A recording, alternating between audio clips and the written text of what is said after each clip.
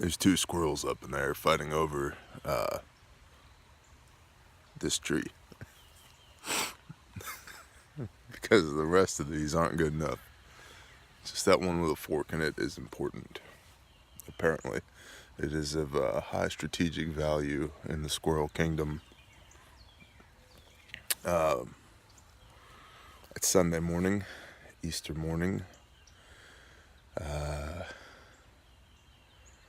We're in Oklahoma on the homestead on the farm. I will be driving back to the land of decadence this afternoon, and frankly, it breaks my heart. But it is not the first hard thing I've had to do, and it will likely not be the last hard thing I have to do. But I do get to spend my morning walking around this gorgeous property, waiting for the sun to come up. It's 7:21 a.m. It rained last night.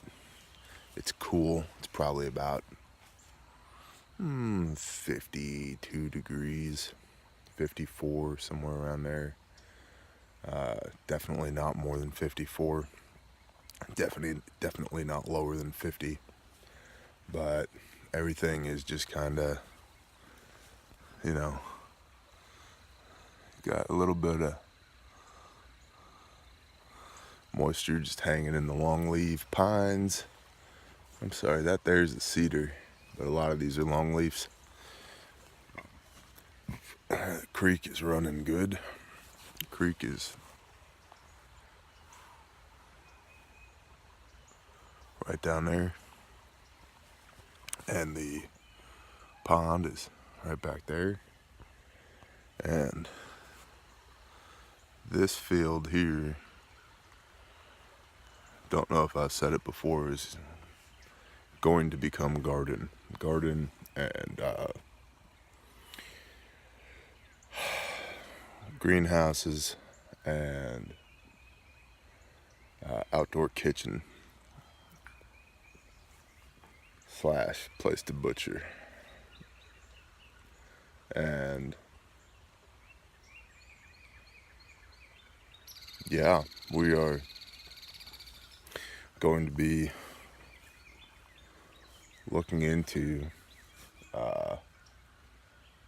the transition process comes next. There's a bullfrog in this little pond right here. I don't know if y'all can hear him. Sorry, I haven't brushed my teeth yet. Ooh, excuse me.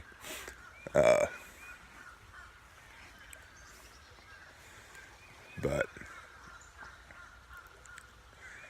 we're going to be looking into the next thing is the transition period, because I fully acknowledge that the split existence between Texas and Oklahoma is unsustainable, especially with everything that I love here. So for those of you that are not aware, I will be working in Texas 4 days a week and commuting weekly to and from this paradise back to the decadent North Dallas area. And that's not going to last long. There will come a time that I say, screw this, I'm not doing this anymore, and I come here instead of there. And that's okay. We know that. We're planning for that. So the next thing is generating income on property. And I have a couple directions I can go here. I really want to get at least a couple cows just for our own meat production. Probably a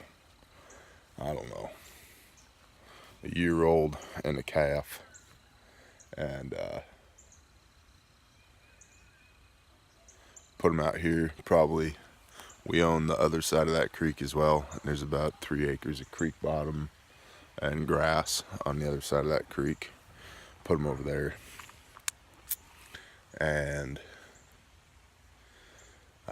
like I said, plant this whole field. We definitely have pigs here. Not like we're gonna have or we should have. We have wild hogs. It's probably not easy for y'all to see, but these are all hog prints. All those little circles. There's one right there. But Harlan and I walked to the back of the property yesterday and back, and we saw some deer sign, but we saw a lot of hog sign. Couldn't go but 20 feet without seeing another hog sign and another hog sign. So if I go ahead and plant all this, we're going to have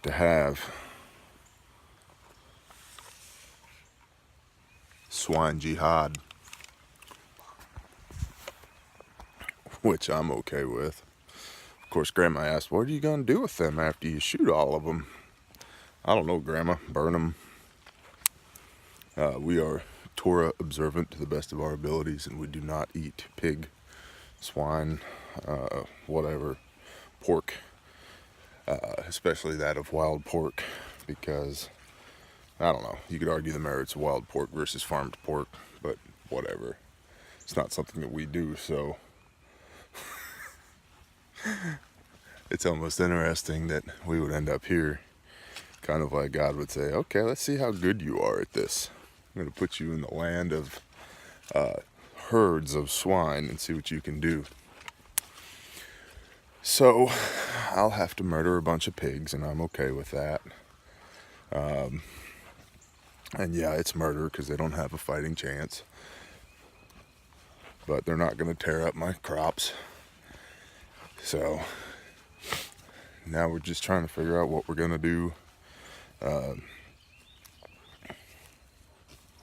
as far as, now that we're here, next steps. And it's funny because you plan and plan and plan, and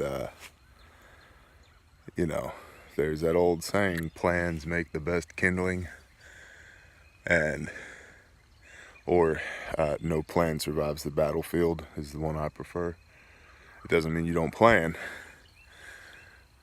And see, the thing with planning is you get your concepts down, and then when the situation, because life is a dynamic situation, when the situation changes, you've got your concepts down so you can adapt much more quickly, because you don't have to think about, okay, where do I go next? You've mapped your plan so well already.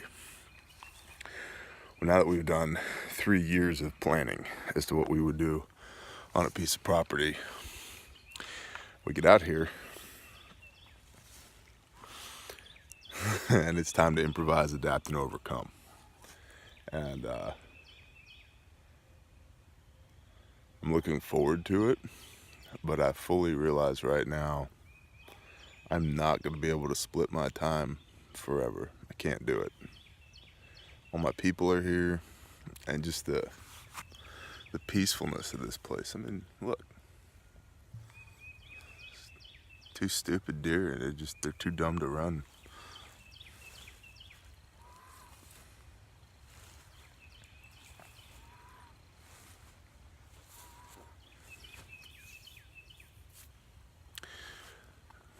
Makes a man wonder what he did to get so lucky to have a place like this filled with people that he loves and that love him back. So that's our morning walk and talk today. I'll give you a few quick tips that we've relearned in the last 36 hours. I grew up on a farm. But frankly, it's been a while. I've not spent the last 15-20 years of my life in an agrarian lifestyle, aside from the backyard that we have in suburbia. I've done a lot of work away from home. And so there's not things that you forget per se, but there are things that you need to relearn. Number one, it's rained a lot here in the last month. I'm not saying you need to have a four-wheel drive vehicle, but I am saying that if you're looking at a piece of land and you don't have one, you might want to think about getting one, because that's about the next thing on my list, is to turn a two-wheel drive F-250 into a four-wheel drive something.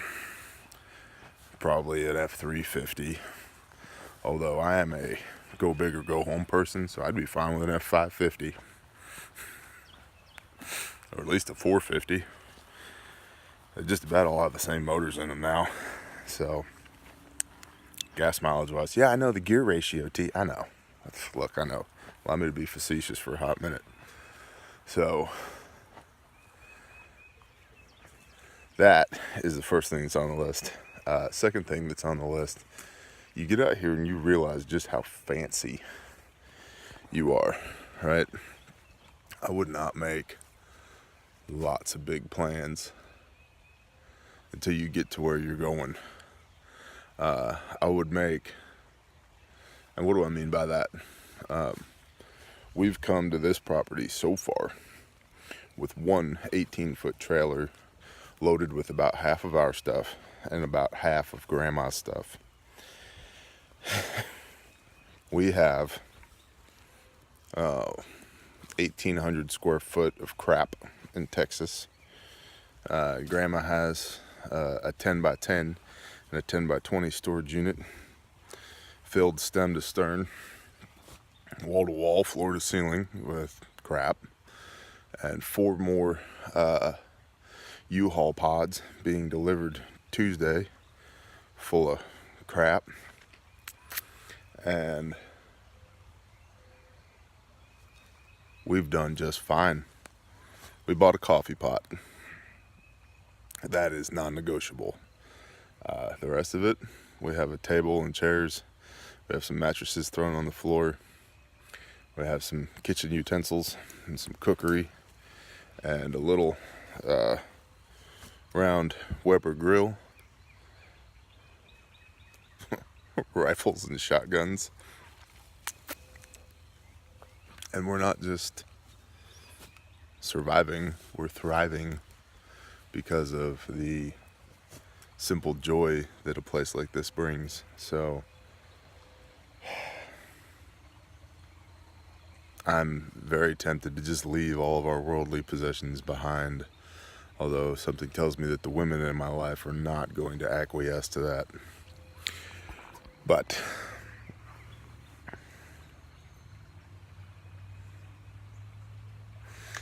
so that's number 2.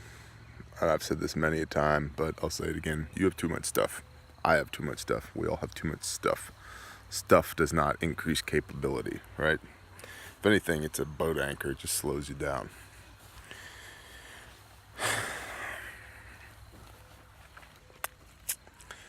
Next, make sure you have the proper footwear.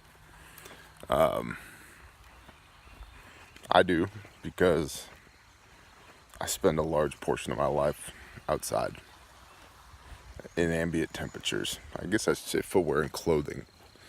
If you're moving from the city or from suburbia to a place like this, your Doc Martens are not adequate boots for this. Your Nike running shoes,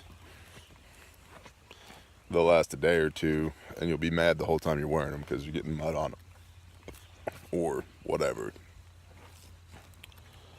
So, you know, and your 950 weight down-filled North Face puffy jacket is awesome until you walk into a briar thicket and then look like a pillow that somebody shot holes through with your stuffing going everywhere. So just have the proper footwear, clothing. There's another cool little spot.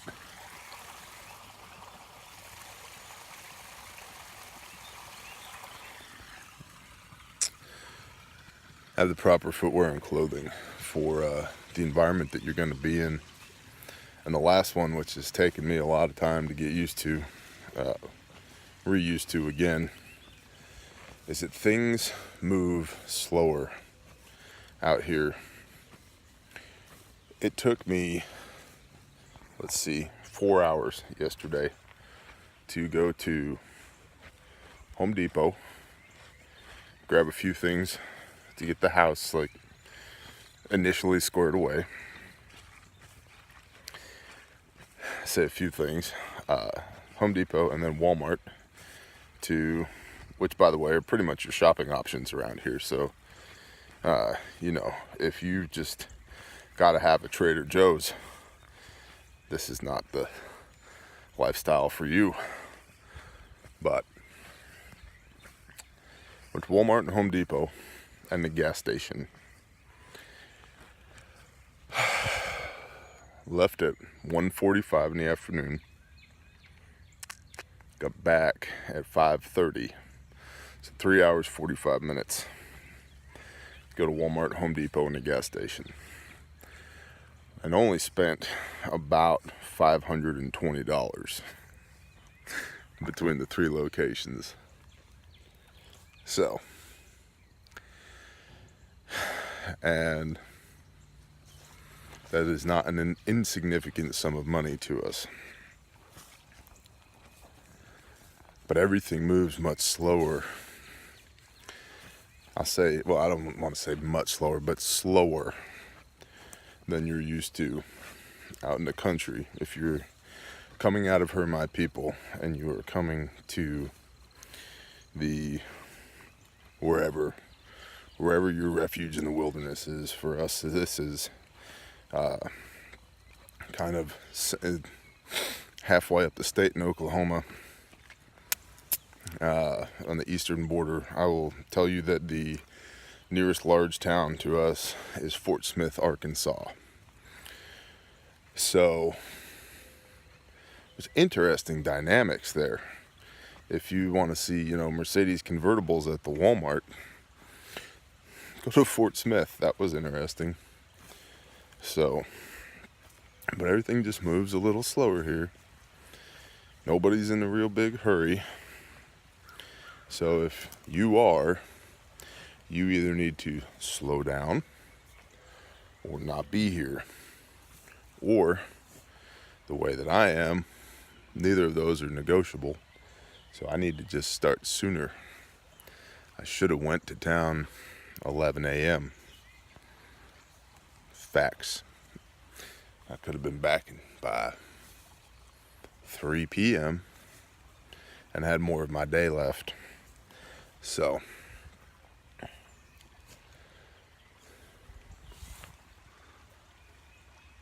I love those purple things. Anyway, this video is running real long, and all I'm doing is just babbling. So I guess we'll just call this 4 new rules or 4 lessons learned for the new old homesteader. Number 1, make sure your vehicle can get in and out. Number 2, something that I forgot. Number 3, make sure you have the proper clothing and footwear. And number 4, things move at a slower pace. Number 2 was plans. Don't get overly consumed with your plans, because they make great tinder. But get out onto your piece of land and see what you can actually do, the lay of the land and the whole nine. First, I think it's really important to just get here. Wherever your here is, just get here. That's why we're here now, and none of our stuff is. That might have been number 2. You have too much stuff. I don't know. You'll figure it out. You guys are better at this than I am. But that's why we're here and none of our stuff is. Because I felt it was just really important to get here, especially for Passover weekend. So once you get here, you can see what you're working with. You're probably not going to need an $800 espresso machine with the built-in milk frother so that you can make you a cup of coffee and walk around your property. Little folders in the styrofoam cup will do you just fine. So